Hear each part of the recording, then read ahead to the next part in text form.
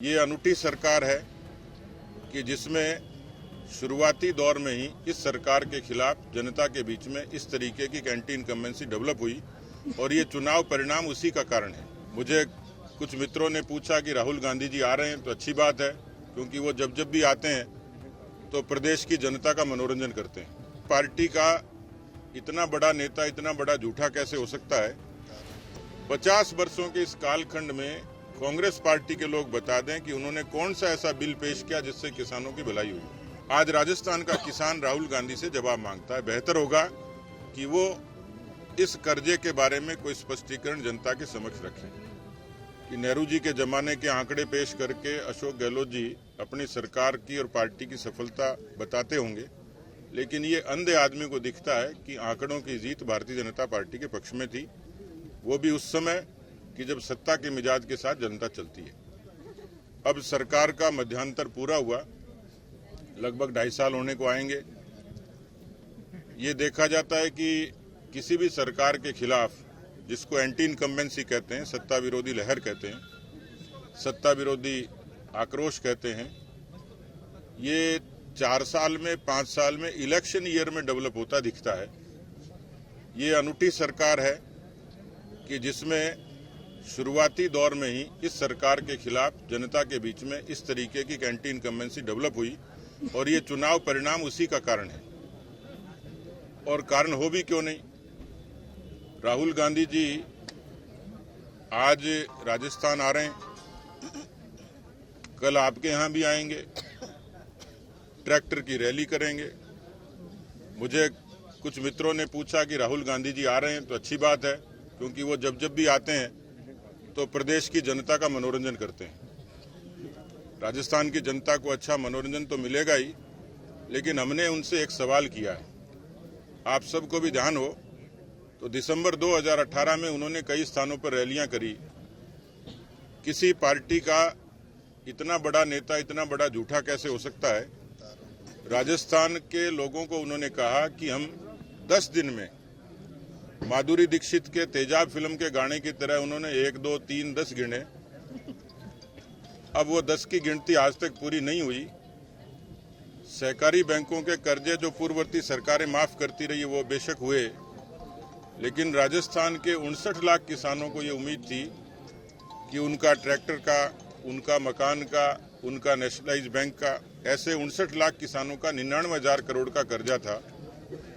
ये कर्जा जब माफ नहीं हुआ तो उसकी बानगी यह है कि रायसिंह नगर गंगानगर के किसान में जहां वो जा रहे हैं आज, वहां के किसान सोनलाल कडेल ने एक अपनी सुसाइड का लाइव वीडियो जारी किया और ये कहा कि मेरी मौत के जिम्मेवार राजस्थान के मुख्यमंत्री और उप मुख्यमंत्री हैं। उनका डाइंग डिक्लेरेशन है लिखा, उसने सुसाइड नोट भी लिखा। कारण ये था कि कर्जे से तंग आके उसने आत्महत्या की। कल ऐसे 3 केसेस थे जिन्होंने कल धरना लगाया राहुल गांधी जी के आगमन से पहले। उनकी विधवाओं ने कहा कि 2 साल हुए और हमें अभी तक किसी ने हमारी सुध नहीं ली। ये एक वानगी है, वो दुनिया में कुछ भी करें, किसानों के नाम पर अवसरवाद की राजनीति वो कर रहे हैं। उनको 50 बरस तक अवसर मिला था, तो देश की जनता के किसानों के जहन में ये तो साफ तौर पे आता ही है कि हिंदुस्तान के करोड़ों किसानों को किसान क्रेडिट कार्ड की सौगात देने का काम वाजपेयी जी की सरकार ने किया। और उसके कालांतर जितने भी रिफॉर्म हुए, 9 से 4% की ब्याज दर पे लोन देने का काम भी राजनाथ सिंह जी कृषि मंत्री थे, उस सरकार में हुआ। Neem coated urea, soil health card से लेके पीएम किसान सम्मान निधि, ये एक ऐसा उपक्रम है जिसने केवल देश नहीं दुनिया के समक्ष किसानों को डायरेक्ट बेनिफिट ट्रांसफर की दुनिया की इकलौती स्कीम है, जिसमें 1,15,000 करोड़ का ट्रांसफर सीधे सीधे किसानों के हक में हुआ है। किसान, आदिवासी और बहुत सीमांत किसान, उनको इसका अच्छा बेनिफिट मिलता है। ये बात उन्होंने स्वीकारी है और दिखती भी है। 50 वर्षों के इस कालखंड में कांग्रेस पार्टी के लोग बता दें कि उन्होंने कौन सा ऐसा बिल पेश किया जिससे किसानों की भलाई हुई। आज वो आ रहे हैं, लीपापोती करेंगे। कांग्रेस पार्टी पिछले अरसे से कश्मीर से कन्याकुमारी तक, अटक से लेकर कटक तक जो देश पर राज करती थी आज केवल 3.5 प्रदेशों में है।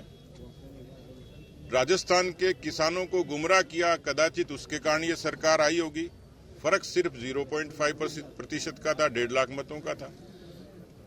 आज राजस्थान का किसान राहुल गांधी से जवाब मांगता है। बेहतर होगा कि वो इस कर्जे के बारे में कोई स्पष्टीकरण जनता के समक्ष रखें।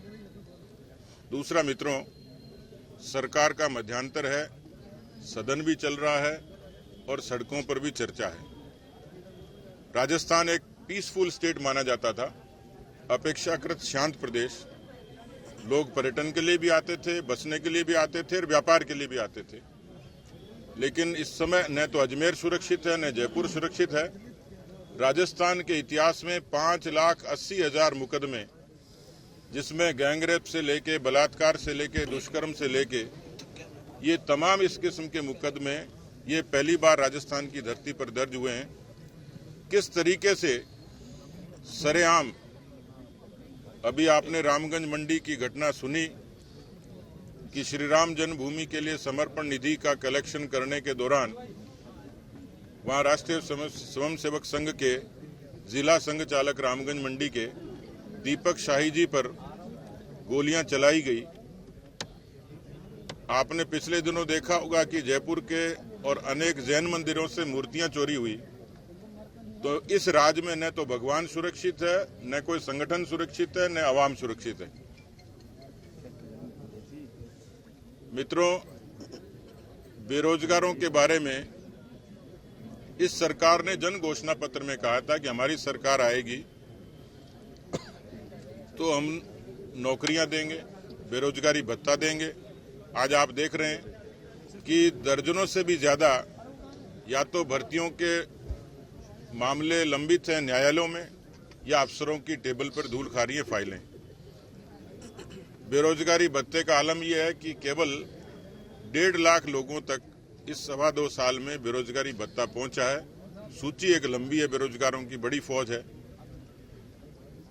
कुल मिलाकर इस सरकार को मैं यदि कोई रैंकिंग दूं तो ये सरकार हर तरीके से हर मोर्चे पर फेल है। और इस फेल्योर का कारण इस कांग्रेस पार्टी का अंतर्कलह है, अंतर्विरोध है और ये सरकार जुगाड़ की सरकार है। अजमेर का तो पता नहीं, लेकिन जयपुर के आगे दौसा की तरफ चलते हैं तो टायर का जुगाड़ करते हैं, स्टीयरिंग का जुगाड़ करते हैं, फंटे लगाते हैं और उसको चलाते हैं। हाईकोर्ट ने रोक लगा दी, पर फिर भी कांग्रेस पार्टी की सरकार जुगाड़ की सरकार चल रही है। बीएसपी के 6 लिए, 12 निर्दलीय लिए, 99 जीते थे, वो भी उसमें से भी कुछ भाग गए, कुछ रह गए। जो रह गए वो भी मुश्किल में, जो नहीं रहे वो भी मुश्किल में। तो कुल मिलाकर इतनी असमंजस की सरकार है कि जो भगवान भरोसे चल रही है। बीएसपी के विधायकों की सदस्यता का मामला सुप्रीम कोर्ट में लंबित है। 4 विधानसभा के उपचुनाव होने हैं। ये सारी परिस्थितियों को देखूं तो कांग्रेस पार्टी के खिलाफ ये आक्रोश इन चुनाव में भी साफ नजर आएगा।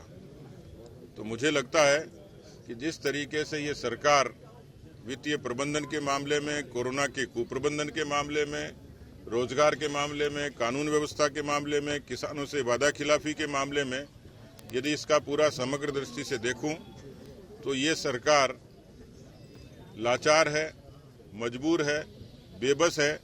और पिछले दिनों प्रश्न पत्र बड़े लीक हुए। किसी ने कहा ये लीक सरकार है। सरकार लीक हो गई थी बीच में, 19-20 भाग गए थे। तो लीक सरकार है और वीक सरकार है। और ये वीक सरकार पता नहीं इसका कब क्या हो जाए, कुछ कहा नहीं जा सकता। ऐसी कमजोर सरकार जो नैतिक रूप से हार चुकी हो, जिसका बहुत लंबा भविष्य नहीं है, तो मुझे लगता है कि राहुल गांधी जी किसानों की फिक्र करते हैं तो घर की फिक्र कर लें। इस पार्टी को संभालते तो शायद ये दुर्दशा नहीं होती। मोटे तौर पर मेरी बात पूरी हुई। आपका कोई प्रश्न हो तो स्वागत है।